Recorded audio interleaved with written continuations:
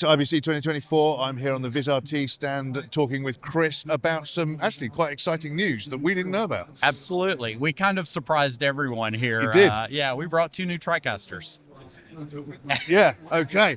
So tell us a bit more. What differentiates them from any of the other TriCasters? Absolutely. In the range? So we have 2 new TriCasters, TriCaster Mini S and TriCaster Vizion. Okay. What differentiates them is that Mini S sits all the way down at an entry-level position. It's the most accessible TriCaster we've ever done. It's a software-only version of TriCaster. We've never done that before. No. What the idea there is that we provide the software. You can use it for a trial period. You load it on your hardware. We will specify. We'll give you some good some guidelines there. And we'll certify also. We'll look at a whole bunch of off-the-shelf items that we'll certify and say you're good if you do this. But then it's an annual subscription for a license. It's the lowest barrier we've ever done for TriCaster. So we feel like lots of content creators, people who are popping up every day, this is a great way to bring them into the TriCaster community.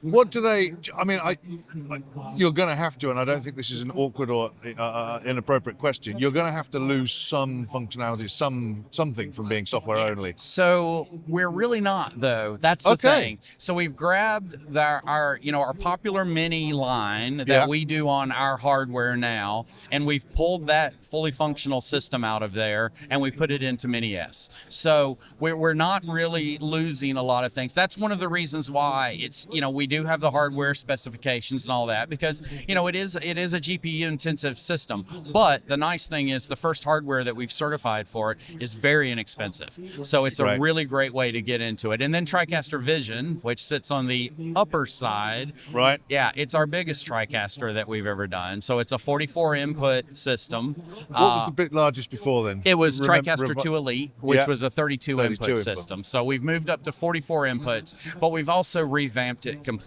Now it still feels like a TriCaster, so there's not a big learning curve, but we've kind of rebuilt it from the ground up, and we've added a whole bunch of new features that we've never had before, including some AI features. AI is always that buzzword that quite honestly a lot of people will use just to use it. We've built a couple of features that actually help you with your production, and we've got a roadmap of those to come. But we've also taken a whole bunch of user feedback stuff on. About 70% of the new features actually are direct from user feedback. So it's the biggest, it's the smartest, it's the best TriCaster we've ever done.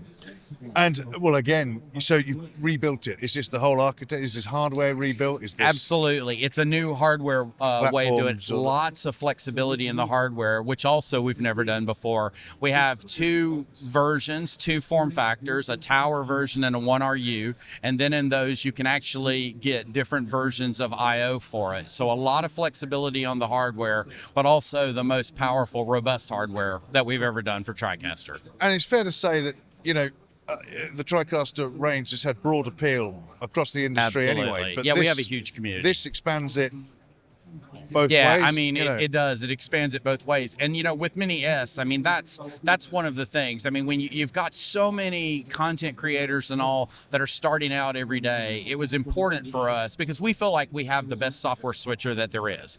So it was important for us to make it more accessible and to bring those people in, because the thing is once you learn on a TriCaster, you can go from Mini S all the way up to TriCaster Vizion. Even though you're getting new features, that operator can sit down and can run that Vizion because the basic workflow is the same. So when we bring someone into the TriCaster community, we usually keep them for their career, and they move through and they scale up as they need to.